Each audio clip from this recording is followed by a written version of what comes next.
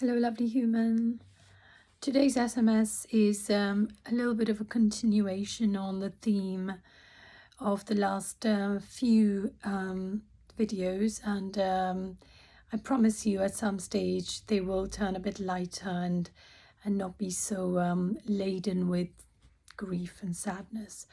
But I'm going with what's happening in my life, and so as these are sort of daily slice of life kind of videos, I'm afraid you're going to get a little bit more of the same from me today. So I want to just finish off on the video theme around grief and sadness, and in particular the loss of my beautiful cousin Priya, who passed away yesterday after suffering from a brain tumor.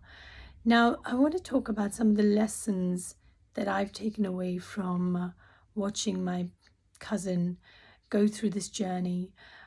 Priya first was diagnosed with a brain tumor back in 2010, I believe. And at the time, she had just had a baby girl. She already had a son who was a little bit older, and their daughter was born literally a few months before this diagnosis was made. And as you can imagine, it really did throw her into a bit of a spin, and the whole family was in shock. She came through that. She was very fortunate to have had access to one of the best neurosurgeons in the world, and she made a full recovery, and she had 11 years of being cancer free. In fact, after 10 years, I did a podcast conversation with her, which I can put the link to it in my description if you want to listen to it, because it made a really especially when the cancer came back after 11 years, it was such a useful guide for us to know how she might be feeling and how we should be around her, and how she'd want to be treated. What made Priya's condition the second time around harder than even the first time was that she got something called aphasia, which is the loss of the ability to connect your thoughts with words. So it's almost as if the wire between your cognitive, the wire between the thoughts in your head and the language with which to express them gets severed or becomes very frayed.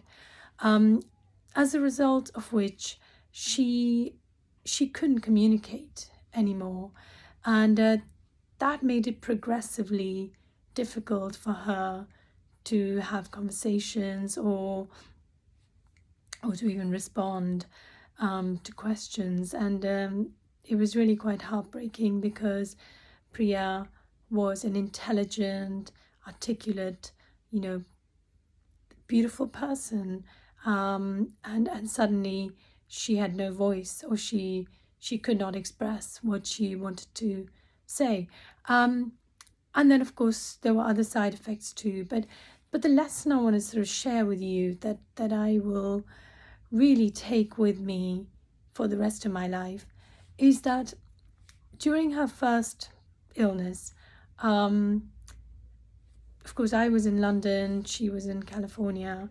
I didn't really know that she was ill. In fact, I have very vague recollections of actually being aware that this was happening. Or if I was aware, it was very much after she'd had the surgery and she had recovered.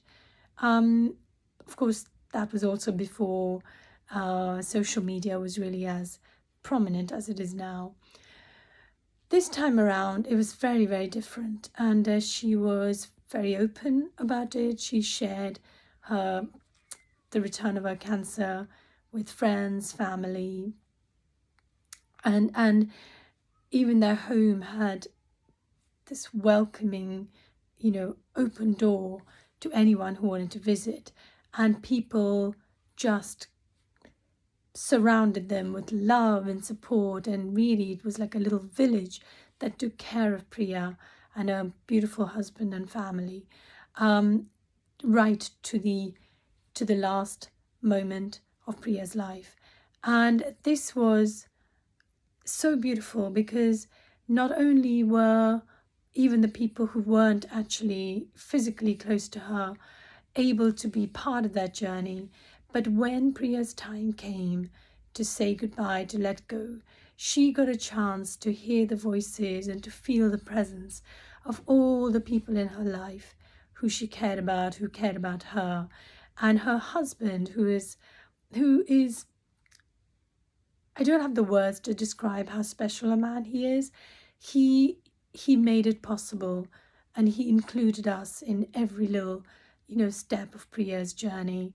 There might have been a temptation to hold some things back, to keep it private, but he did not do that. He allowed us in. He allowed us a chance to say goodbye. He allowed us a say in what we thought was going on. And I am so grateful for that. And I think in the end, Priya went peacefully. She was surrounded by love, and she knew that her time had come. And perhaps on some level, she felt that her work was now done. And I think that Priya, towards the end of her days, had lost the ability to move because, the tumour had caused one side of her body to get paralyzed first, and then gradually she lost movement in the rest of her body as well. So she was very much immobile. And of course, she had lost her voice, but she has left such a huge impact, such a wonderful impression on the people she knew, and her voice will ring strong and powerful long after she's gone. And we will continue to be moved by her story and the lessons she's left us. Thank you so much for watching, and God bless. Bye-bye.